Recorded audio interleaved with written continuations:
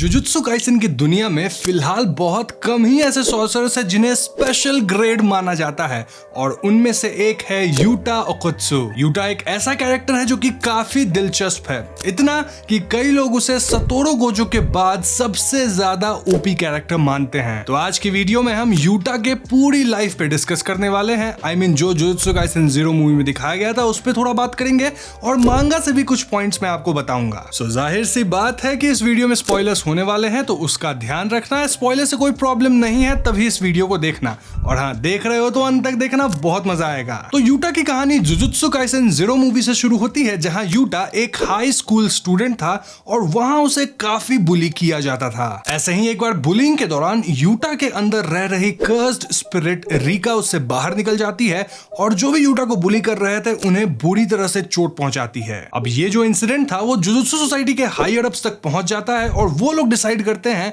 कि यूटा और रिका दोनों को मार दिया जाए। लेकिन तभी एंट्री होती है अपने गोजो की, जो कि यूटा को रिक्रूट करते हैं। जी हाँ, उसे मारते नहीं है, यानी कि यूटा अब पढ़ाई कर पाएगा जुजुत्सु हाई में। मतलब देख रहा है विनोद, कैसे यूटा अब मारा भी नहीं जाएगा, साथ ही वो अपने कर्स्ड एनर्जी को इस्तेमाल करना भी सीख जाएगा। गोजो भैया हमेशा एक तीर से 2 निशाने लगाते हैं, यहाँ भी वो वही किए। अब इस पॉइंट पे हमें यूटा के बचपन के बारे में जान लेना काफी इंपॉर्टेंट है, ताकि हम रिका को भी समझ सके कि आखिर ये कर्स्ड स्पिरिट यूटा से जुड़ी कैसे। दरअसल बचपन में यूटा और रिका दोनों ह्यूमन थे ऑब्वियसली, और ये दोनों बहुत ही अच्छे दोस्त थे। इतने अच्छे दोस्त कि रिका यूटा को एक एंगेजमेंट रिंग देती है और उससे कहती है कि हम लोग जब बड़े हो जाएंगे ना तो हम दोनों आपस में शादी कर लेंगे। तो इस बात से आप समझ सकते हो कि ये दोनों कितने क्लोज थे।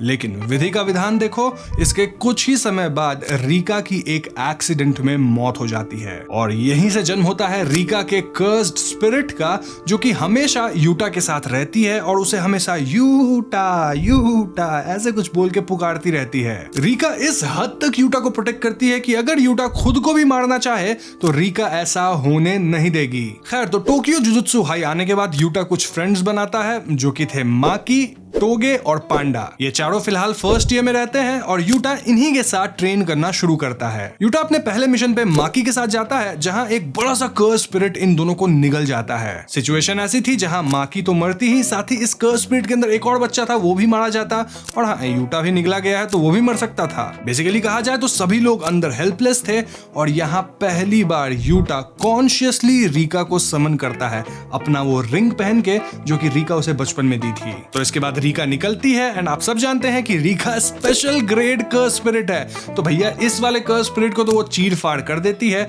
और यूटा सभी को बचा पाता है। तो आप समझ रहे हो क्यों यूटा भी स्पेशल ग्रेड है, भैया उसके साथ रिका है। वैसे और भी रीजन है, मैं आपको आगे बताऊंगा। खैर, यहाँ पे एक बात की हमें हिंट दी जाती है कि बचपन में जब रिका यूटा से कही थी कि हम दोनों आपस में शादी कर लेंगे, तो यूटा भी कहा था कि हम लोग हमेशा हमेशा के लिए साथ रहेंगे। कहने का मतलब ये कि रिका यूटा को कर्स नहीं कर रही है, बल्कि यूटा ही शायद रिका को कर्स किया होगा, जिस वजह से ये दोनों साथ हैं, जिस वजह से रिका कर्स स्पिरिट बन गई है और इतनी ज्यादा पावरफुल है। तो देख रहे हो कैसे प्यार की ताकत दुनिया की हर एक ताकत से बड़ी होती है। लेकिन ये बॉलीवुड नहीं है, एनिमे है, तो ऑब्वियसली इसके पीछे बहुत ही अच्छी रीजनिंग दी गई है, जिसे हम वीडियो में आगे जानेंगे। खैर, तो यहां से यूटा और भी ट्रेन करता है, कर्स टूल्स वगैरह को भी मास्टर करता है, अपने फिजिकल स्ट्रेंथ को बढ़ाता है, एंड एक बार तो वो टोगे के साथ भी मिशन पे जाता है किसी कर्स स्पिरिट को खत्म करने के लिए। अब ये मिशन तो ऐसा कुछ खास नहीं था, ऑब्वियसली दोनों स्ट्रगल किए थे, बट ठीक ठाक मिशन था।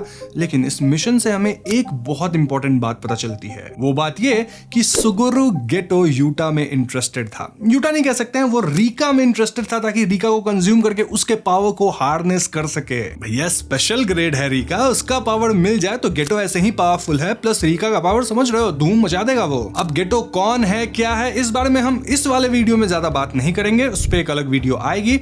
फिलहाल मैं आपको बस गेटो की फिलॉसफी बता देता हूं। तो बेसिकली गेटो का मानना है कि जो सॉर्सरर्स होते हैं वो ऑब्वियसली नॉन सॉर्सरर्स से ज्यादा स्ट्रांग होते हैं, तो ऐसे में सॉर्सरर्स का ये काम नहीं है कि वो नॉन सॉर्सरर्स को बचाए। इंस्टेड वो वर्ल्ड में उन सभी लोगों को खत्म कर देना चाहता है जिनके पास कर्स्ड एनर्जी नहीं है। मतलब समझ रहे हो, बहुत लीथल है उसका सोच। ये सब विलेंस का एक ही तरह का सोच होता है, अब चाहे वो ग्रिंडेवॉल्ड हो या फिर गेटो हो, मतलब जिसके पास एब्सोल्यूट पावर है वही राज करेगा। वो अपनी इस आइडियोलॉजी को यूटा के ऊपर भी फेंक देखता है ताकि यूटा उसकी टीम में आ जाए, लेकिन ऑफ कोर्स यूटा नहीं मानता। ऐसे में गेटो धमकी देता है कि 24 दिसंबर की रात को 100 डीमंस का एक नाइट परेड होगा जहां डीमंस शहर को तहस नहस करके रख देंगे। अब ये सुनने में तो खतरनाक है, लेकिन गोजो के होते ऐसा कर पाना पॉसिबल नहीं है। तो गेटो सोच क्या रहा था? वेल, गेटो का एक अलग प्लान था। तो बेसिकली जब डीमंस का नाइट परेड होगा तो सभी लोग इंक्लूडिंग गोजो उन डीमंस को मारने में लग जाएंगे और यूटा हो जाएगा कॉर्नर। तब गेटो यूटा के पास जाएगा, उससे उसकी रीका छीन लेगा।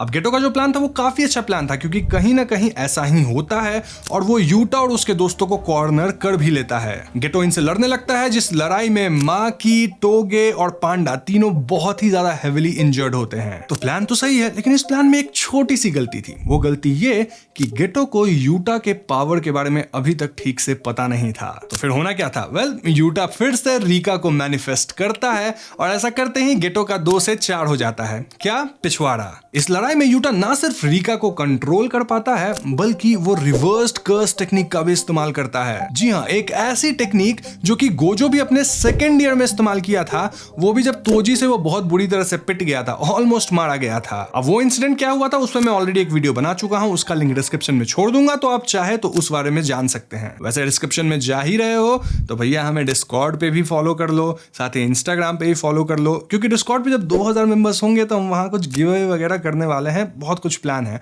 तो हाँ, फॉलो का जो गेम है वो खेलना शुरू कर दो। कमिंग बैक टू स्टोरी, यूटा यहाँ टोगे के कर्स स्पीच को भी कॉपी कर लेता है, जिसकी मदद से वो गेटो के कई कर्स स्पिरिट्स को मार गिराता है। इस पॉइंट पे गेटो अपने सबसे पावरफुल कर्स स्पिरिट का इस्तेमाल करता है, साथ ही एक पावरफुल टेक्निक जिसे हम कह सकते हैं मैक्सिमम उजुमाकी। इसके रिस्पॉन्स में यूटा तो सबसे पहले रीका से कहता है कि थैंक यू, तुमने मुझे इतना सपोर्ट किया। इसके बाद वो रीका से एक आखिरी बार उसका पावर मांगता है, साथ ही रीका को आई लव यू कहता है। अब इस प्यार की ताकत से रीका और भी ताकतवर हो जाती है और उसके पास लिटरली इमेजरेबल कर्स एनर्जी आता है, जिसकी मदद से वो गेटो को ब्लास्ट करके उड़ा देती है। गेटो यहाँ जान बचा के भागता है, लेकिन उसकी मुलाकात हो जाती है गोजो से, जो कि गेटो को मार देता है। जी हाँ, एक समय दोनों बेस्ट फ्रेंड्स हुआ करते थे और आज गोजो के हाथों गेटो मारा गया। लेकिन एक मिनट, गेटो को तो हम जुजुत्सु काइसेन एनिमे में देख पाए हैं, तो ऐसा कैसे हुआ?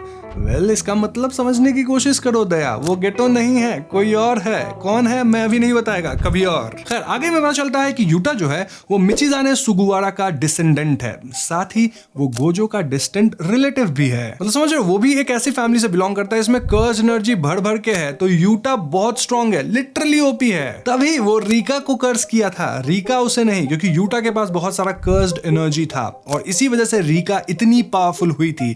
वो यूटा का पावर था। तो अब समझे रीका इतनी पावरफुल क्यों थी? प्यार की ताकत तो मतलब है ही थोड़ा बहुत, प्यार का जो कर्स एनर्जी होता है बहुत बड़ा होता है, लेकिन इसके पीछे लॉजिकल रीजनिंग भी है। बॉलीवुड वाला सीन नहीं है इधर। बेसिकली यूटा जो था वो रीका के डेथ को एक्सेप्ट नहीं कर पाया था, जिस वजह से अननोइंगली वो रीका को कर्स कर दिया, जिससे रीका इतनी पावरफुल कर्स स्पिरिट बन गई थी। तो इन इवेंट्स के बाद जुजुत्सु काइसेन सीजन 1 वाला इवेंट्स होता है, जहां पे हम यूटा को नहीं देख पाए थे, ऑल्दो उसका चर्चा जरूर हुआ था। इस पॉइंट पे यूटा मिगुएल के साथ ट्रेन करने परदेश गया हुआ था, अफ्रीका आई बिलीव। वो एक था ना जुजुत्सु काइसेन 0 मूवी में, इसके पास ब्लैक रोप जैसा कुछ तो था, जो कि उसका भी अलग एक टेक्निक है, अभी नहीं बताऊंगा, बट हाँ, वही बंदा मिगुएल है। वैसे सीजन 1 के चर्चों के दौरान हम जान पाए थे कि कैसे जब गुडविल इवेंट हुआ था पिछले साल, तो उस टाइम यूटा अकेले ही डोमिनेट किया था, इवन टोडो तक को वो डोमिनेट कर गया था। टोडो खुद बहुत स्ट्रांग है यार, उसको डोमिनेट कर गया, मतलब समझ जाओ यूटा कहाँ है। अब ये सब सुनकर जाहिर सी बात है कि आपके मन में एक सवाल आ रहा होगा कि भैया यूटा के पावर्स है क्या? साथ ही रीका तो अब चली गई ना, वो लास्ट टाइम यूज किया था वो गेटो के साथ लड़ते हुए,